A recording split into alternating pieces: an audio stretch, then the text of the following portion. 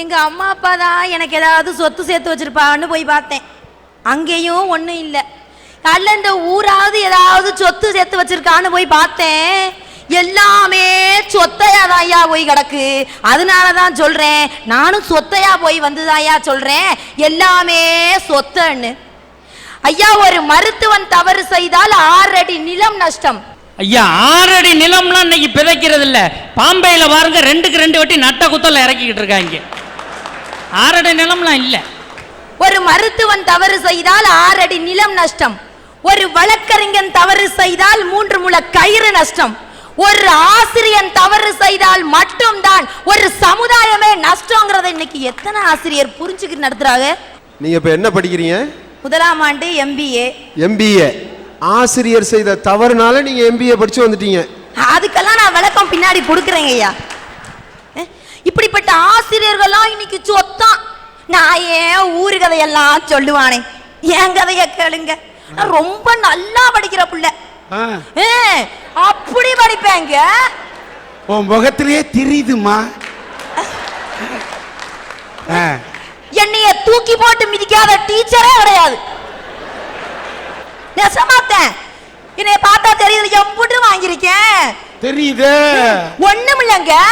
நான் 8வது படிச்சு முடிச்சு விட்டு பள்ளிக்கூடம் விட்டோன்னே நாங்க சிட்டாட்ட பறப்போமே, அப்படி பறந்து வீட்டுக்கு போய்கிட்டு இருந்தேன். எங்க 8ஆம் டீச்சர் என்னை இங்க வா நிசான்னு கூப்பிட்டுச்சு. நான் நல்லா படிக்கிற பிள்ளையில ஏதோ சொல்லி கொடுக்க போதான்னு விறுவிறுன்னு போய் கைய கட்டி என்ன டீச்சர்ன்னு விட்டுச்சு. நான் ஆடுறேன். மற்ற பிள்ளையா இருந்தா திருப்பி கேட்டிருக்குங்க.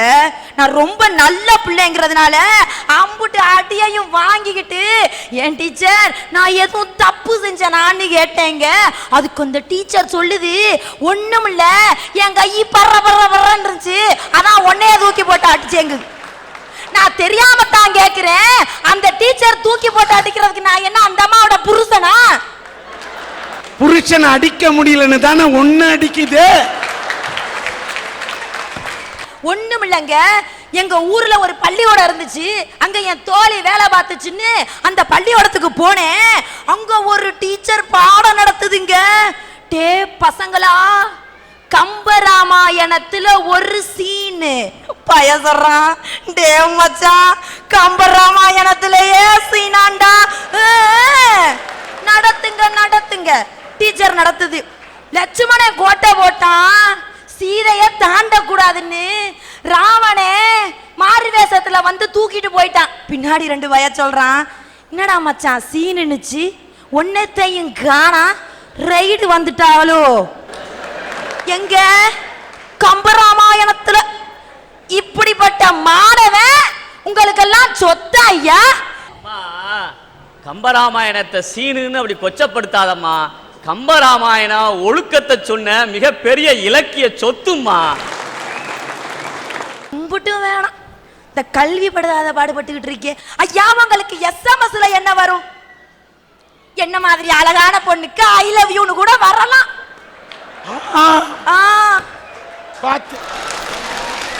இன்னைக்கு SMS என்ன வருது? MBA சீட்டு 50,000 எங்க காலேஜுக்கு வாங்க, MCA 55,000 எங்க காலேஜுக்கு வாங்க, டிஸ்கவுண்ட் தர்றோம். எதுக்கு? படிப்புக்கு டிஸ்கவுண்ட் தர்றானே. இப்படிப்பட்ட கல்வி இன்னைக்கு நமக்கு சொத்தா? ஏன்னா அந்த படிப்பு அவளை செல்லுபடி, அதனாலதான் தரான் தள்ளுபடி. கடைசி பெஞ்சில இருக்க பயலுவ கூட காசு கொடுத்தா கிடைச்சிருமுடா கல்விங்கிறானே. அப்படி கொண்டு வந்துட்டேடா இந்த நிலைமைய. ஒண்ணும் இல்ல, இப்ப சொல்றேன் கேட்டுக்கங்க. இளைய சமுதாயமே, ஆளுக்கு ஒரு தட்டை வாங்கி வச்சுக்கங்க. பின்னாடி நமக்கெல்லாம் பிச்சை எடுக்க தேவைப்படும். அந்த தட்டு ஒண்ணுதான்டா நமக்கு சொத்து, மற்றதெல்லாம் நமக்கு சொத்துன்னு சொல்ல வந்திருக்கேன் ஐயா. ஆத்தா காந்திமதியே தோத்தா. ஒரு காலத்துல கூட்டு குடும்பம்னு ஒண்ணு இருந்துச்சான். நான் கேள்விப்பட்டேன். நாளைக்கு அவங்ககிட்ட பிள்ளையெல்லாம் புக்குல படிக்கும். இன்னைக்கு அந்த கூட்டு குடும்பம் இருக்கா? கூட்டு குடும்பம் எப்படி இருக்கும்? குடும்பமே இல்லையே, அப்புறம் எங்கிட்டு வர? ஒன்ன மாதிரி பொண்ணு இருந்தா கூட்டு குடும்பம் எப்படி இருக்கும்?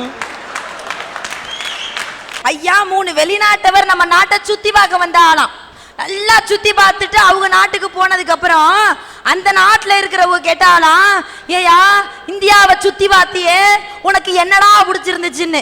ஒருத்தன் சொன்னானா, அந்த ஊர்ல தான்டா சமாதி எல்லாம் அம்புட்டு அம்புட்டு அழகா கட்டியிருக்காங்க அப்படின்னானா.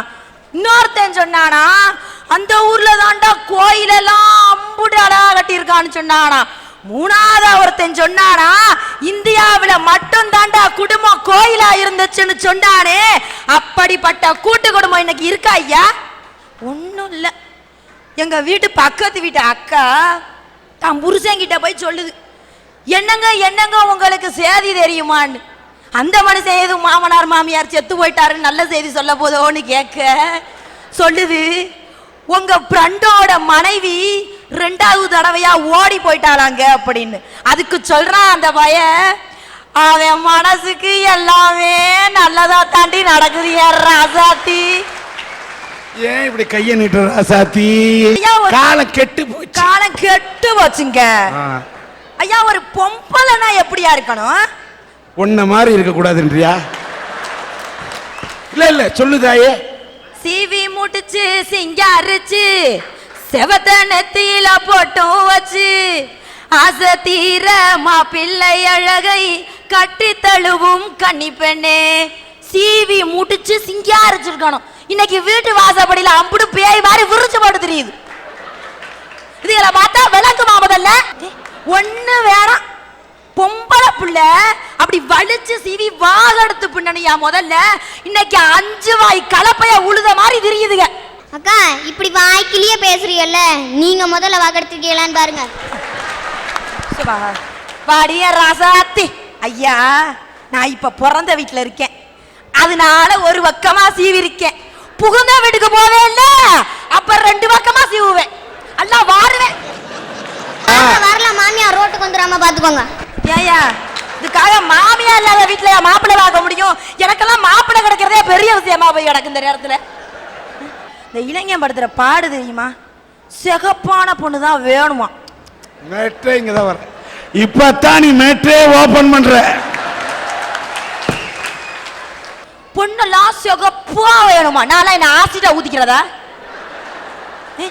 ராமன் கருப்பு என்றால் ரசிக்கின்றார்கள், ராமன் கருப்பு என்றால் ரசிக்கின்றார்கள், ராமாயி கருப்புனா வெறுக்கிறாங்க.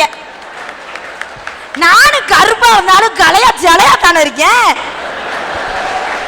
காமெடி கீமெடி பண்ணலையே ஐயா? இல்ல உண்மையா சொல்றேன், நான் அழகுன்னு. ஏன் ஐயா, நான் ஒரு ரோட்ல நடந்து போயிட்டு இருந்தேன். என்னையையும் பார்த்து ஒரு பையன் ஒரு பாட்டு வான்னா.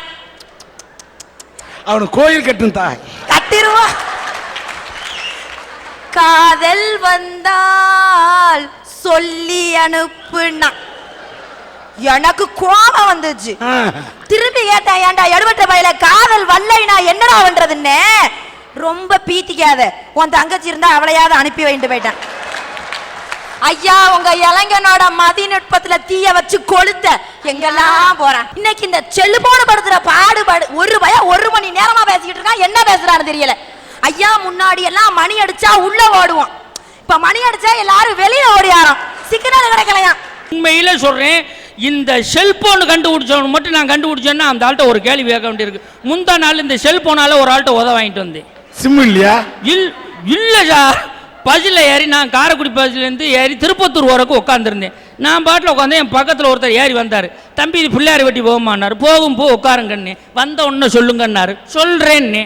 வந்துச்சு. திருப்பத்தூருக்கு முன்னாடியே குன்றக்குடி இருக்கா இல்லையா, இந்த குன்றக்குடி பஸ் ஸ்டாப்பில் பஸ் நின்றுச்சு. ஒருத்தன் ஜெல்லை எடுத்தேன். ஹலோ மாப்பிள்ளை என்னண்ணே டே வந்துட்டியா விளையாடான்னு அவன் கேட்டுருப்பான் போல. இந்த பிள்ளையாரி வெட்டி பஸ் ஸ்டாப்லாம் நிற்கிறேன், நேராக வாடுறான்னா. இந்த ஆள் என்னையும் பார்த்தான் அவனையும் பார்த்தான்.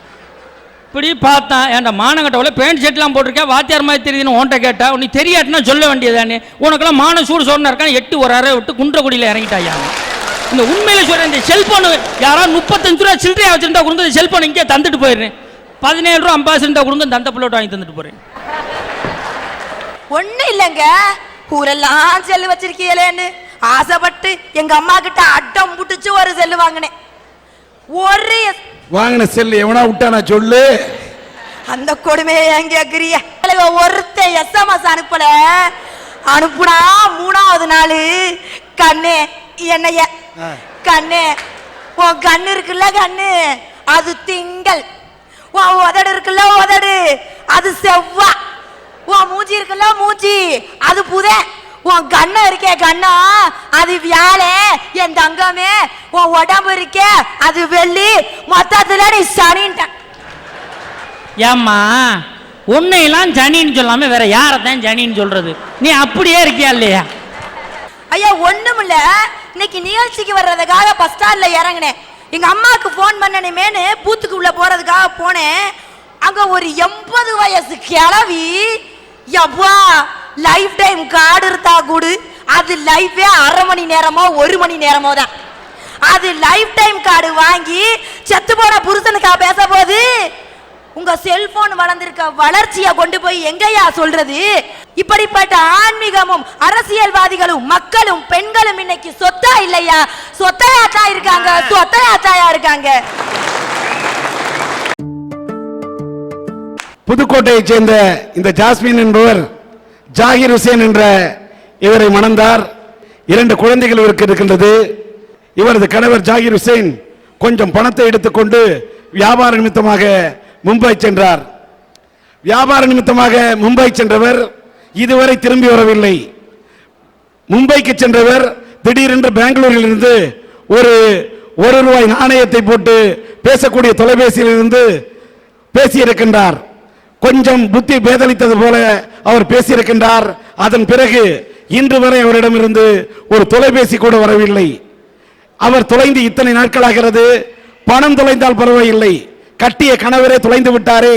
அவர் எங்கிருக்கிறார், எப்படி இருக்கின்றார், என்ன நிலையில் இருக்கிறார் என்று தெரியாமல் தன்னுடைய கையில் இருக்கக்கூடிய 2 குழந்தைகளை வைத்துக்கொண்டு இந்த ஜாஸ்மின் கண்ணீர் வடித்துக் கொண்டிருக்கின்றார். இந்த ஜாகிர் ஹுசேனின் படத்தை இங்கே இந்த சன் டிவியினுடைய அரட்டையரங்கத்தில் காட்டுகின்றோம். இதை காணக்கூடியவர்கள் இந்த ஜாகிர் ஹுசேனை எங்கேயாவது பார்த்தால், ஒருவேளை இந்த நிகழ்ச்சியை பார்க்கக்கூடிய ஜாகிர் ஹுசேனாவது இதை கண்டால் தன்னை இழந்து தவிக்கக்கூடிய அவரது மனைவியையும் அவருடைய குழந்தைகளையும் எண்ணி பார்க்க வேண்டும்.